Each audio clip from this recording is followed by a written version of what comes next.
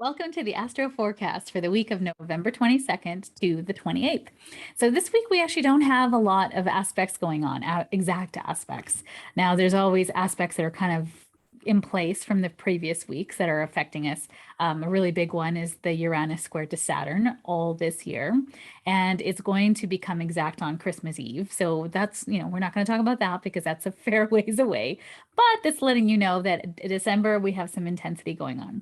Now, we're in an intense time now because of eclipse season.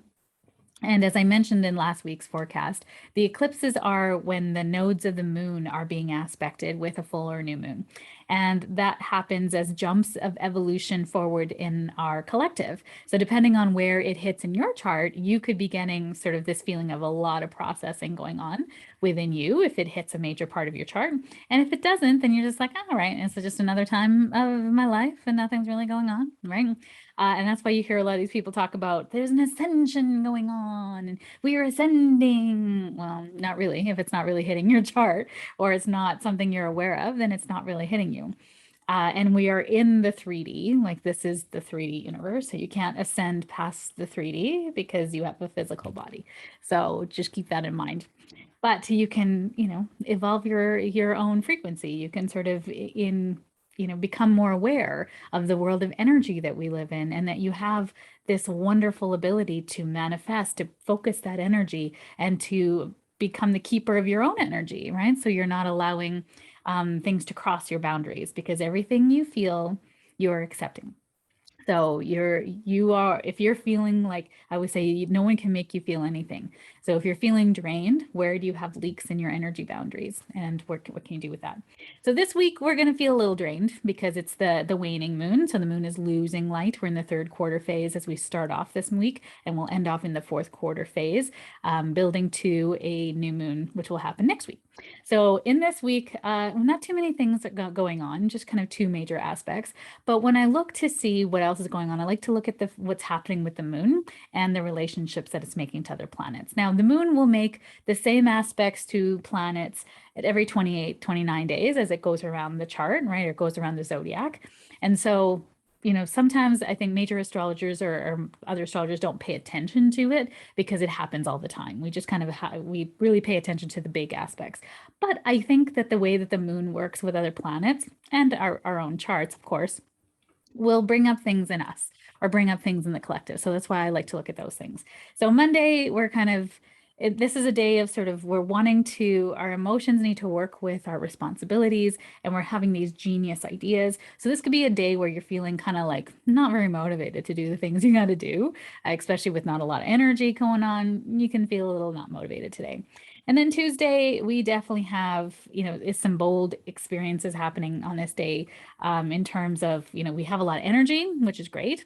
And our intuition is heightened on this day, which is great. But we're kind of at odds with people, with other relationships. The moon is opposite Venus. So we're sort of feeling like we can't get what we want or what we love and desire. So there might be some frustration kind of coming into the beginning of the week, a little bit minor, just feels like a little bit minor irritations, nothing too big at all. Now, on Wednesday, we have a first major aspect of the week, and this is Mercury moving into Sagittarius. Now, Mercury is our mind. It's the way we process information. It is not the way we feel, it's the way we think, right? It's also our connection to other people. It governs our kind of immediate, if you will, neighborhood or community, siblings, the way that we function with information and our coordination as well. Mercury is our coordination. So when Mercury goes into Sagittarius, this is a mutable fire sign, sorry, mutable fire sign. So this is a time when we want to talk and we want to learn about things, and we're interested in like cross-cultural ideas and things that are happening in faraway lands and big ideas for things. This is Sagittarius rules philosophy, higher education, long distance travel, cross-cultural pursuits. This is kind of elevating information. So if Gemini is kind of like your early childhood information, Sagittarius is higher education, the university degrees, colleges, things like that are kind of taking that level, that energy or that information, sorry, to the next level.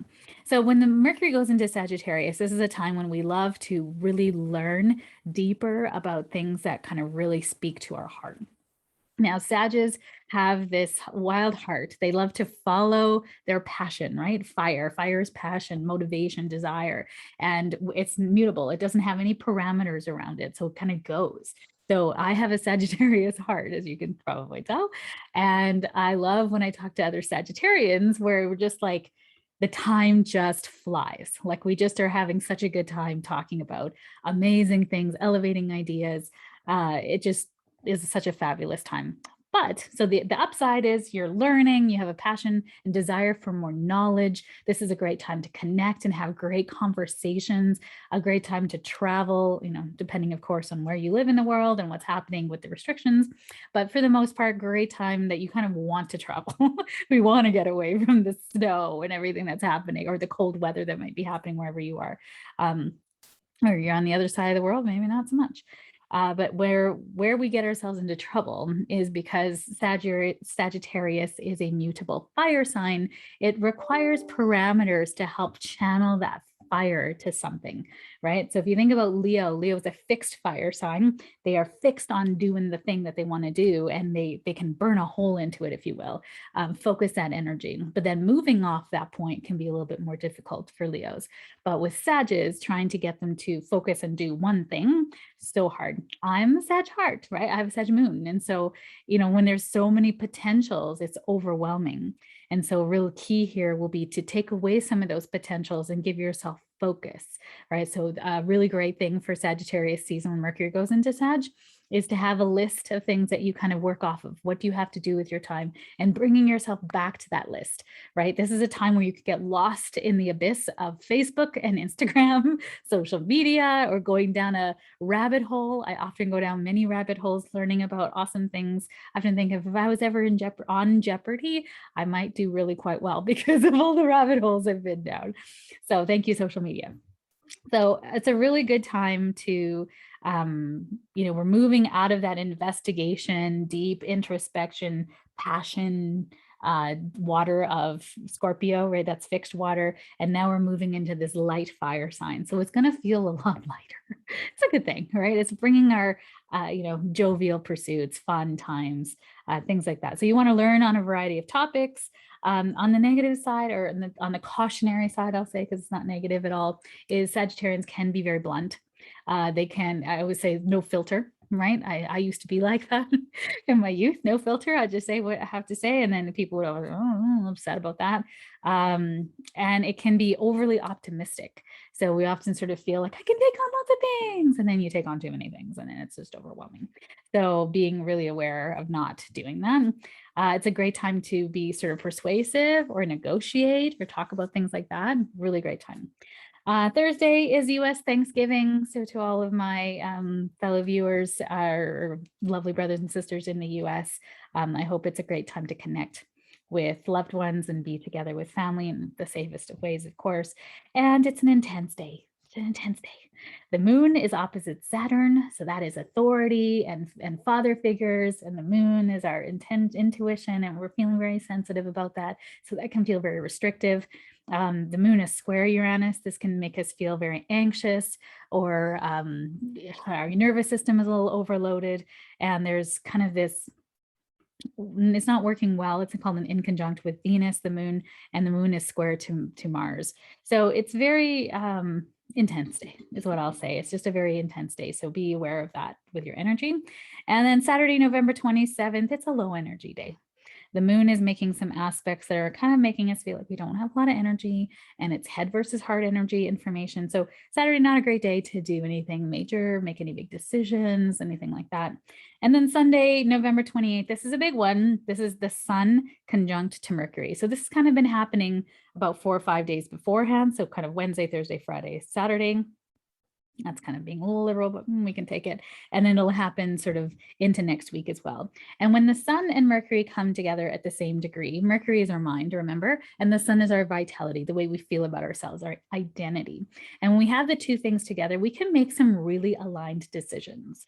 And in Sagittarius, this is about maybe going back to school or taking a course in something. This is very optimistic, but it can also be like you're overcommitting to things or seeing things too optimistically, right? You're seeing the big picture, but you're missing the details. So this can be a really great time to plan for big future plans of things. That's a really great idea. Or you can even use this energy to like clean the house, although Sagittarians probably don't want to clean houses. This is more like you need to get this energy out. This is a great time to adventure, to go out on an adventure and drive and see what you can find and learn something about a far off place. Here in Alberta, we have a place called Vegreville, which has a giant egg in there. And I think they have a museum, like a Ukrainian museum. I don't know why that came to mind, but a great day to drive to Vegreville and learn about this egg and Ukrainian culture in the area. That's the kind of day that this would be really good for. So optimistic, jovial, energized to do something exciting, like look at an egg. I don't know if that's exciting to you. Focus on short distance travel, thinking and communication, mental alertness, quick thinking, adaptability, curiosity, increased interaction for communications between neighborhoods or siblings is likely on this time as well. Correspondence, meeting with other people, social activities, sharing ideas, new ideas to process, great for negotiating and meeting new people on this day too. So Sunday, great day to brunch. Great day to brunch, or just have a delayed Thanksgiving if you're in the US to get together with family and eat turkey. So I'm wishing you a wonderful week. This week is setting the stage for a more intense week next week. So just enjoy this. If you're feeling a little moon triggery, you know, very kind of sensitive, that's okay. If you're feeling tired, take a nap, right? Honor your energy. This is a low energy cycle at this point in time. If you're feeling that, just go, the moon's in the low cycle, I'm good, I'm gonna go take a nap. Tell your boss. No, don't tell your boss that.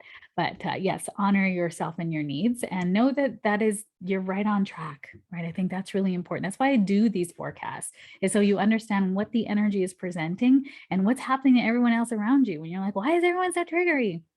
It's because of this, right? That's why.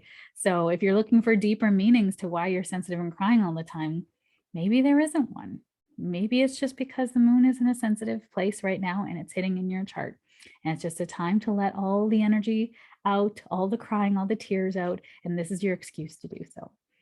Why not, right? So I hope that you take this for all that I intend, which is to help you really move with the cycles of energy at this time. I love using these cycles in my business and organizing my life, and I hope you do the same and it helps you as well. So please let me know in the comments what you enjoy about this and if you use these cycles for yourself and if it helps you. I really would love to know that. So thank you for being here. I so appreciate you. Have the best week. Bye.